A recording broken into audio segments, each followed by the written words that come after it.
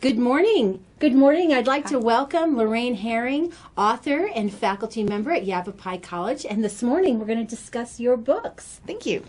All right. So I'd like to ask you a couple of questions. The first question is, do you recall how your interest in writing originated? I actually remember when I learned to write, like when the letters became alive.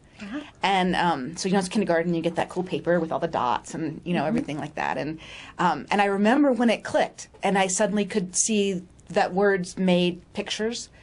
So I was about 4 or 5 years old, I guess. And so then I just got all that paper I could and I made all these stories and put them on the refrigerator and put them, all that stuff. And then I had a complete autobiography by the time I was 5, which was thrilling reading, as you might imagine. But it was about 60 pages of these, pieces of paper, because it was like I knew, how they say, when you're little what you're supposed to do and then you forget as you get older.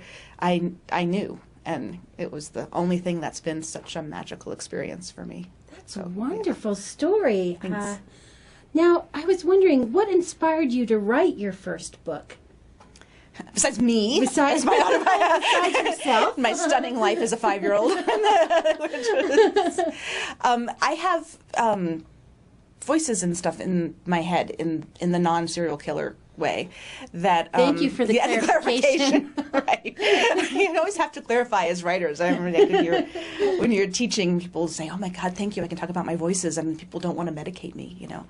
And so so I'll hear a voice, or I'll see a place, or I'll see a something that I want to follow. So it's about questioning, and it's just well, here's this person now in my head. What do they want? And then just kind of follow from there.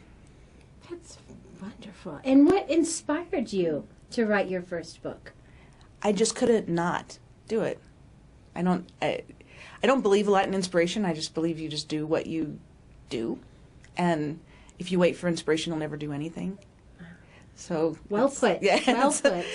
Lorraine, can you tell us? Do you have a specific writing style? I'm a lyrical fiction writer, and I would probably have been a poet, except I can't stop talking. That's has to be too compressed to be a poet. But I'm more like a Faulkner Hemingway kind of dichotomy. I'm the Faulkner. I like the long sentences and the immersion in place, and I feel a very place connection in my work. It's a very profound author to follow in the footsteps. I love him. Good choice. Yeah, he's a good choice. Good He's choice. a good choice. So our last question for you today is there anything you find particularly challenging in your writing? Juggling it with everything else that you have to do to make a living. And I don't find writing itself to be particularly challenging, other than, nothing goes smoothly every second. But I've just been doing it for so many years that I know the rhythms of it and the ups and downs of it. But trying to find the dedicated time for it with a full-time job, with trying to build and maintain an author platform like you have to do now to get your work out there, do all the social media.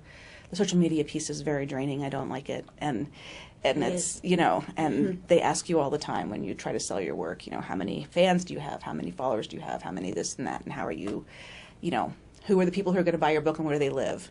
And that's goes against my nature as being more introverted. And so that's probably the most challenging thing right now. Well, you have 2 of your books sitting right alongside of you. Can you go ahead and hold those up and tell us the titles?